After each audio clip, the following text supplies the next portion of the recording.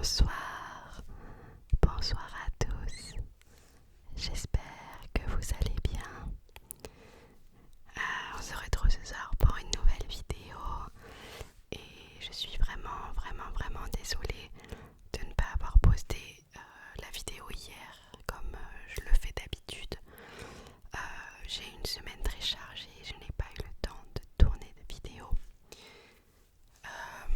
Le plan il est un peu bizarre, mais bon, je peux pas faire vraiment mieux, je crois. Du coup, j'ai réquisitionné l'ordinateur et j'ai tout branché. Et ce soir, on va se faire un book haul. Donc, on va se faire le book haul de mai, tous les livres que j'ai eus au mois de mai. Je suis une lectrice plutôt diversifiée. Cependant, depuis quelques mois maintenant, ou quelques mois maintenant, je lis exclusivement de la romance ou de la romantésie. Donc romantésie, fantasy, romance, romantésie. Voilà, certains diront que je lis du bas de gamme, mais c'est pas grave, je lis du bas de gamme si vous voulez. J'aime ça, voilà, ça me fait voyager, ça me détend. Donc si vous aimez ça, eh bien bienvenue. Si vous n'aimez pas ça, vous pouvez juste écouter pour vous relaxer. Et voilà. Donc je voulais en fait vous prendre tout dans les mains pour vous montrer la totalité de mes acquisitions du mois de mai. Bref. Bref. Alors il y a en tout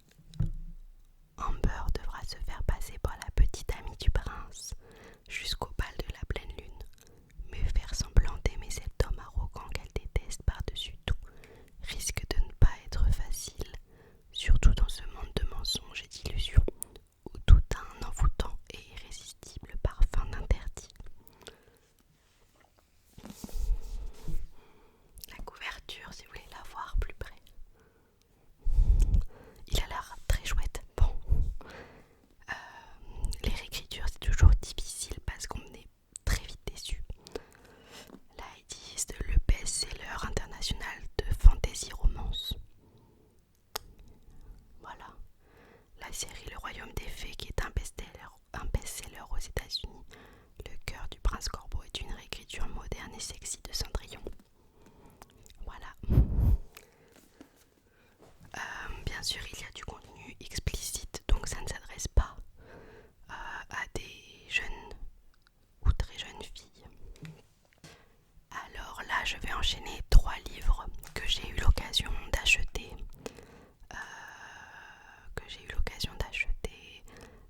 Lors du salon de la romance, donc Romance Fever, à Vendargue, donc près de Montpellier, mi-mai.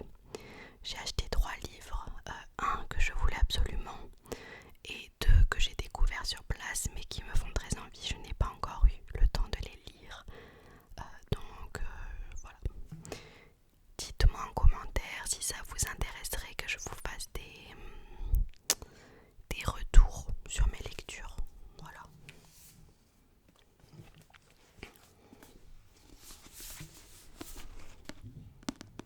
Donc, le premier c'est Gros et Sortilèges de Louisa May Aunis. En fait, j'ai flashé dessus parce que je trouve la couverture vraiment très jolie. Et en plus, c'est de la romantaisie. Donc, bien sûr, comme je suis fidèle à moi-même, je ne pouvais pas passer à côté. Il est édité chez HarperCollins, qui est une maison d'édition qui fait beaucoup de romances. Voilà, je vais vous lire le résumé. Donc c'est une intégrale parce qu'avant c'était plein de petits feuilletons, j'imagine. Alors, promenons-nous dans les bois, peut-être que le loup nous embrassera. Quand Léontine découvre que l'inconnu bien trop sexy pour être honnête, qui lui a offert un baiser volcanique quelques jours plus tôt, est un loup-garou, elle n'est même pas surprise. Après tout, sa vie part en vrille depuis peu, alors au point où elle en est. Non seulement elle a perdu coup sur coup son fiancé, son appartement et sa promotion, c'est vraiment pas de chance, mais elle a en plus été obligée de traverser l'océan pour rejoindre sa tante aux abords de Seattle. Alors un loup-garou imposant, ce n'est pas ce qui va la faire paniquer. À un détail près, il ne doit jamais deviner qu'elle est une sorcière et elle ne doit pas se mêler de ses problèmes de meute. Là, ce serait vraiment le bonbon. Il lui faut absolument lui fuir et l'éviter à tout prix. C'est plus sage pour tout le monde. Le seul hic, c'est qu'il a des yeux envoûtants, des abdos à tomber et que franchement, qui pourrait résister à ce mélange parfait de passion bestiale et de douceur enivrante. Voilà. C'est un livre qui n'est pas très cher. Je vais enlever l'étiquette qu'on m'avait mis. Hop. Qui a 17,90. L'autrice a été adorable et a dédicacé mon livre. Elle m'a aussi dédicacé un marque-page. Elle m'a dit: je te souhaite un bon moment plein de gros et de sortilèges. Bis, Louisa May Aunis. J'ai vraiment hâte de le découvrir parce que je pense que ça va être une lecture vraiment détente. Et j'ai eu plein de goodies ce jour-là. Et elle m'a dédicacé aussi le marque-page qui va avec. Voilà.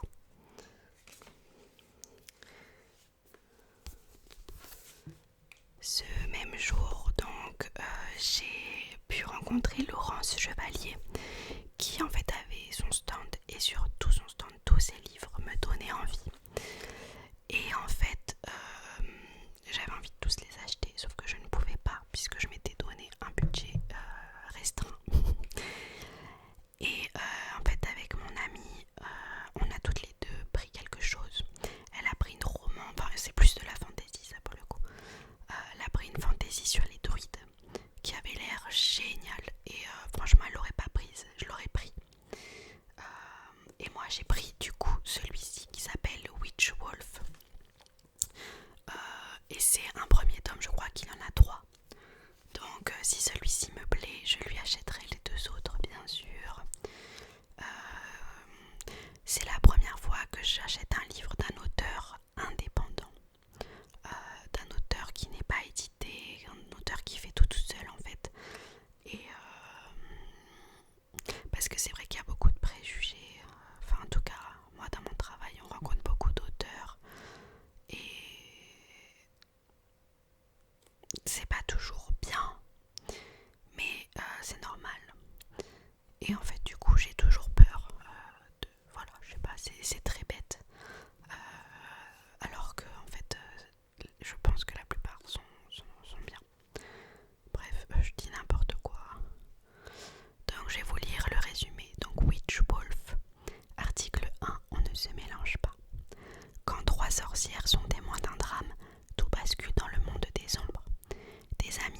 proches que des sœurs contraintes de se dissimuler parmi les loups pour sauver leur vie.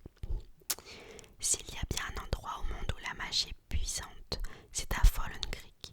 Les descendants des plus puissants sorciers y demeurent, les loups y pullulent, les vampires s'y terrent. 3 races d'êtres magiques ou maléfiques, 3 races qui n'ont pas le droit de se mélanger, 3 races qui arpentent les rues de cette petite ville de Caroline du Nord à l'abri du regard des humains. Point de démon puisque le mal s'affranchit des races. Chacune de ces créatures saigne, aime, déteste ou répond à l'instinct qui lui dicte sa nature. Alors si vous tournez ces pages, préparez-vous à entrer dans un univers obscur, un univers gouverné par des règles impitoyables, un univers où de strictes coutumes régissent des siècles d'existence. Voilà, là c'est plus fantasy, enfin c'est même plus ce qu'on appelle de la bitlit. Bitlit c'est B-I-T, lit pour littérature et bit pour mordre en fait. Voilà, n'allez pas y comprendre autre chose. Donc j'ai hâte de découvrir, je pense que ça va plus me sortir de mes sentiers battus. Voilà. Et l'autrice m'a aussi donné beaucoup de choses parce qu'elle m'a, déjà j'ai oublié de vous lire sa dédicace, elle m'a dédicacé son livre. Et en fait cette petite image que vous voyez sous le titre, c'est des autocollants qu'elle collait, enfin il est trop joli. Et elle m'a dit, pour Elisa, bienvenue à Fallen Creek, je te souhaite une ensorcelante lecture. Bisous Laurence. Et elle m'a aussi donné des goodies, elle a été vraiment trop gentille, elle s'est intéressée à moi et je me suis intéressée à elle bien sûr, mais vraiment c'était trop bien. Donc il y a ce petit marque-page, la trilogie Witch, avec ses contacts. Voilà, je lui avais demandé si elle avait un contact déjà pour une dédicace en magasin et surtout pour pouvoir lui faire un retour. Et elle m'a aussi donné un petit aimant qui est trop beau que j'ai pas encore mis sur mon frigo parce que je voulais attendre. Et elle m'a aussi donné ça. Donc elle m'a donné ce marque-page qui reprend l'autocollant qu'elle a collé. Il est vraiment très joli. Regardez ça. Les dessins sont super. Et en fait, elle expliquait qu'elle voulait en fait finir toujours son œuvre par un travail graphique avec son graphiste, car ça donnait de la profondeur et elle a raison. Elle m'a donné cette belle carte, pareil, qui reprend l'image et ça donne vraiment très envie de lire, je trouve. Et le petit aimant, il doit être par là parce que je l'ai vu tout à l'heure. Oui, donc elle m'a aussi donné ça pour que j'ai tous ses contacts et que je puisse commander. Voilà, je vois que je peux le commander là où je travaille, donc tout va bien. Et juste 2 secondes, je cherche l'aimant. Et il y a eu cet aimant qui est pareil, ça doit être les 3 sœurs. Et elles sont trop belles, j'ai trop hâte de les découvrir. Vraiment, je trouve les illustrations sublimes. Donc merci Laurence pour ton accueil et ton échange. Et j'ai aussi acheté une rivière de rubis et des cailles de marine d'argon. En fait, quand on a fait notre premier tour de repérage, il y avait l'autrice, il y avait cette œuvre et en fait la couverture m'a appelée. Et je l'ai lu et je me suis dit waouh, ça a l'air trop bien, je me le note. Sauf que quand je suis revenue pour acheter le livre, l'autrice était partie car elle avait un train à prendre assez tôt dans l'après-midi. Et en fait, du coup, je me suis dit, bah ça sert à rien, je l'achète pas. Si elle peut pas venir me le dédicacer, ça m'intéresse pas, grosso modo. Et en fait, je suis revenue sur ma décision. Je l'ai acheté et je me suis jurée de lui faire un retour. Donc, je n'ai pas de dédicace. Par contre, j'ai un résumé que je peux vous lire. Il y a des secrets qu'il vaudrait mieux ne jamais découvrir. Amie, étudiante populaire et passionnée, l'apprendra à ses dépens. Lorsqu'un terrible accident la foudroie, c'est toute sa vie qui est chamboulée. Fragilisée, elle bascule dans une lente descente aux enfers, anéantie par la perte d'êtres chers, abattue par des camarades de classe tortionnaires. Sa seule obsession, comprendre ce qui se trame autour d'elle. histoires étranges, des disparitions soudaines, des révélations interdites. Et tout était lié à Alix, ce garçon mystérieux dont le pendentif rouge s'illumine dès qu'elle l'approche. Au cœur des forêts du Jura, la légende se mêle à la réalité, dans un jeu dangereux dont les règles sont loin de tout ce que vous pourriez imaginer. Si vous passez dans le Jura en vacances ou par hasard, arrêtez-vous près d'une rivière, d'un lac et patientez. Il se pourrait bien qu'à la nuit tombée, vous les aperceviez. Avertissement, ce roman aborde des sujets difficiles tels que le harcèlement, le suicide et le deuil.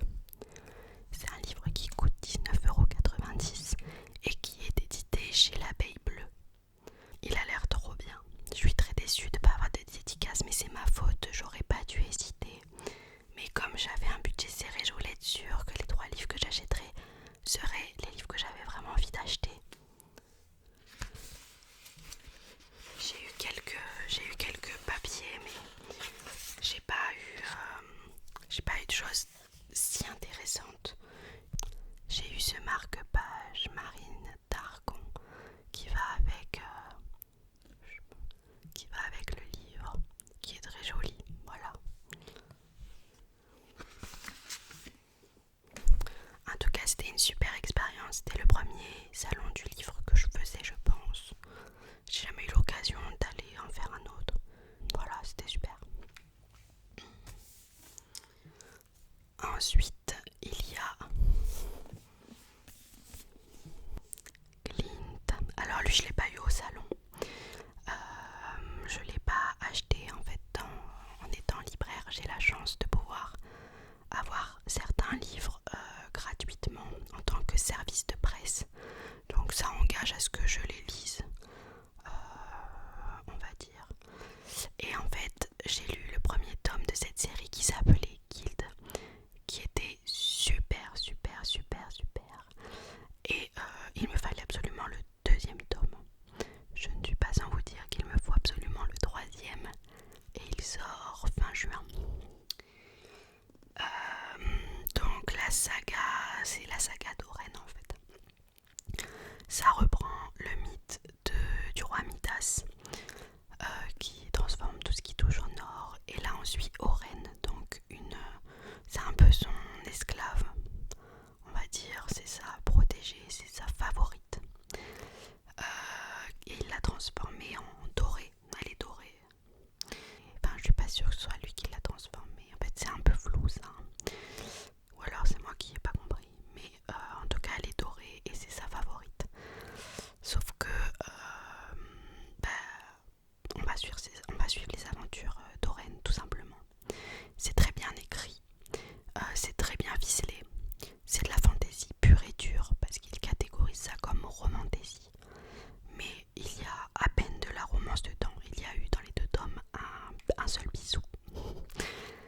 Et vraiment c'est addictif, on a envie de savoir, on a envie de découvrir l'héroïne, on a envie de la voir se libérer, on a envie de la voir grandir, on a envie de découvrir qui est ce personnage masculin mystérieux. Enfin vraiment, c'est génial. Je vous lis pas le résumé parce que si vous n'avez pas lu, ça n'aura pas de sens.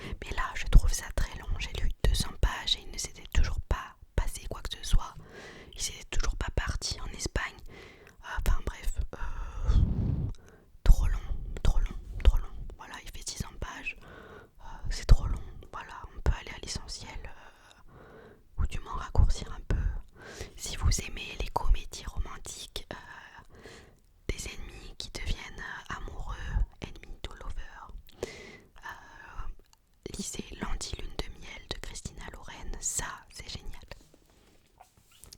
Et c'est très bien traduit et ça se lit très facilement.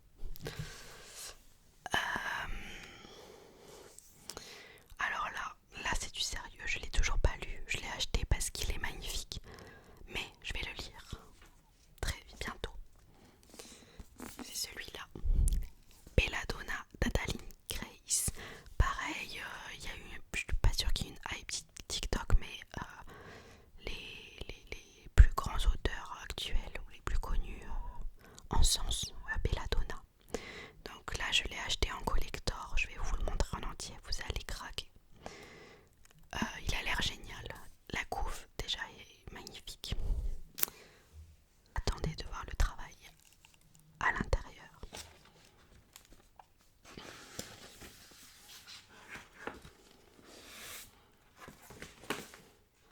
Quand j'enlève la jaquette, j'ai ça. Regardez comme il est magnifique. Il est trop beau. Aïe. Et à l'intérieur, oh waouh, moi je m'en remets pas de celui-là. Je m'en remets pas. Je suis pas. Enfin, j'aime bien avoir des reliés parce que j'aime bien lire avec la couverture en dur. Mais là c'était même pas, si l'histoire était nulle, je l'aurais acheté quand même. Voilà, sachez-le. J'aurais quand même acheté, mais là ça a l'air bien en plus. Je vais vous lire le résumé tout de suite. C'est parti. On dit qu'il suffit de 5 baies de belladone pour tuer quelqu'un. Voilà, si vous avez prévu un meurtre, comment vous pouvez vous y prendre. Devenue orpheline alors qu'elle n'était qu'un bébé, Signa, 19 ans, a été élevée par une série de tuteurs plus intéressés par sa richesse que par son bien-être. Tous ont connu une fin prématurée. Aujourd'hui, ses seuls parents restants sont les Hawthorne, une famille excentrique vivant dans un domaine à la fois étincelant et lugubre. Le père de famille fait le deuil de sa défunte épouse en organisant des fêtes débridées, tandis que son fils se bat pour sauver leur réputation déclinante et que sa fille souffre d'une maladie mystérieuse. Lorsque l'esprit agité de leur mère apparaît, prétendant avoir été empoisonné, Signa réalise que la famille dont elle dépend pourrait être en grand danger. La meilleure chance pour Signa de découvrir le meurtrier est une alliance avec l'ange de la mort lui-même, une ombre fascinante et dangereuse qui n'a jamais été loin d'elle. Bien qu'il ait fait de sa vie un véritable enfer, il montre à Signa que leur connexion croissante peut être plus puissante et plus irrésistible qu'elle n'a jamais osé l'imaginer. Adaline Grace, donc voilà, c'est chez Deux Axus qui qui est un éditeur montant à la mode, tout ce que vous voulez en ce moment. Allez-y quoi, allez-y, voilà. Mais est-ce qu'il est pas trop beau?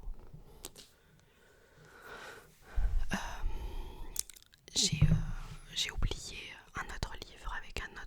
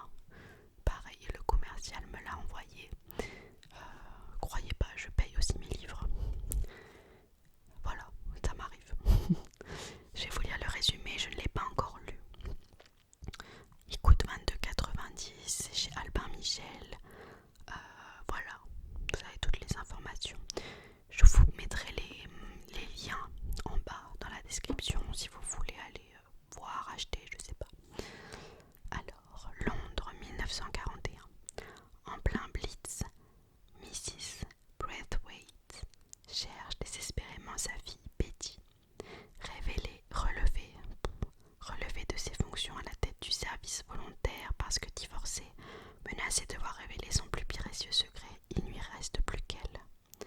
Lancée dans sa quête, la quinquagénaire va devenir une héroïne malgré elle, affrontant les bombes, les ennemis et les espions. Dans sa folle aventure, elle rencontrera un homme dont elle tombera peut-être amoureuse et sera obligée de repenser les notions de statut, de classe et de réputation. Mrs. Braithwaite trouvera-t-elle Betty? Et la réponse à la question qui la taraude depuis que son existence a basculé. Comment mesure-t-on le succès d'une vie?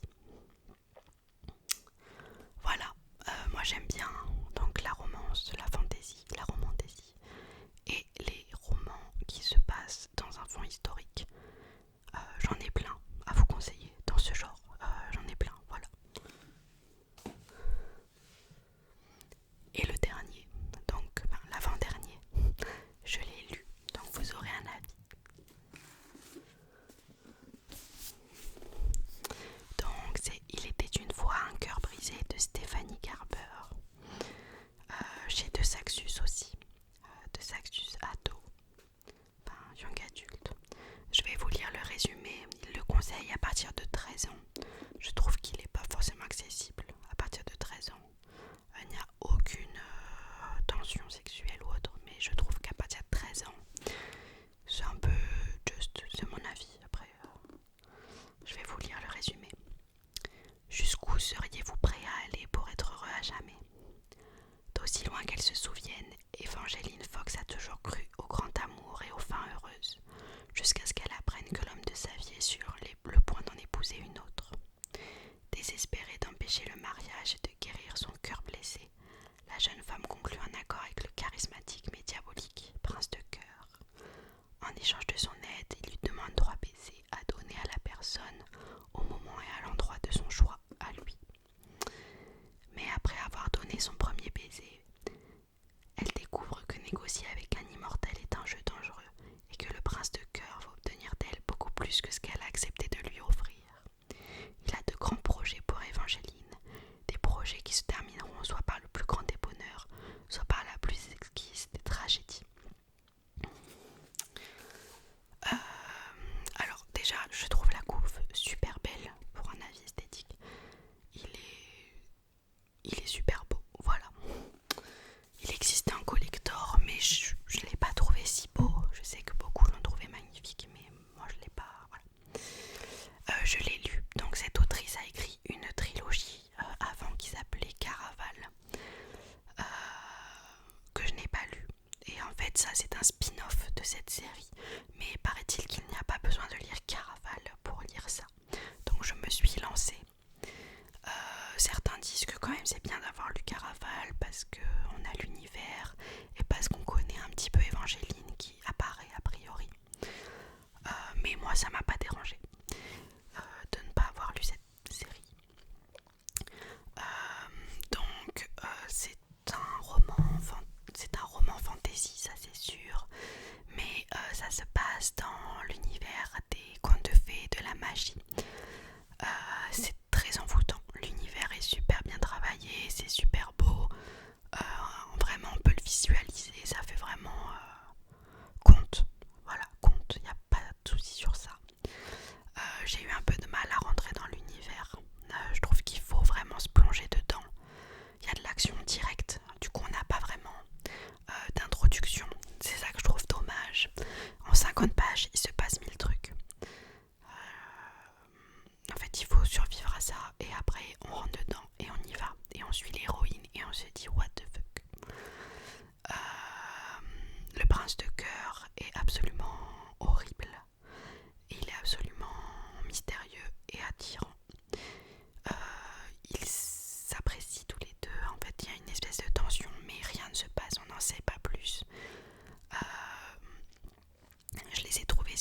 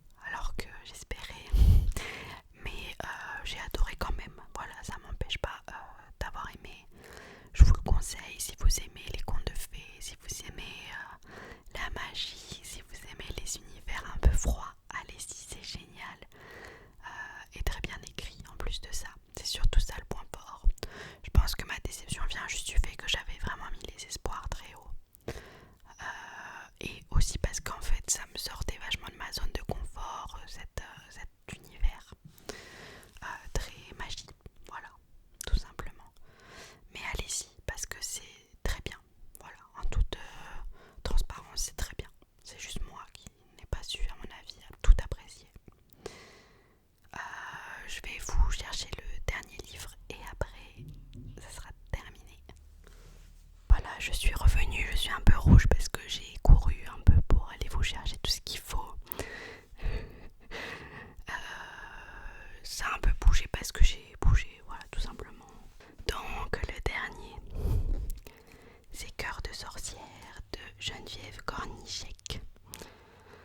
Kornichek, je sais pas comment on le dit, c'est à l'anglaise. Donc Cœur de sorcière, c'est le premier livre qui vient orner le catalogue de Sabran, qui est une nouvelle maison d'édition, euh,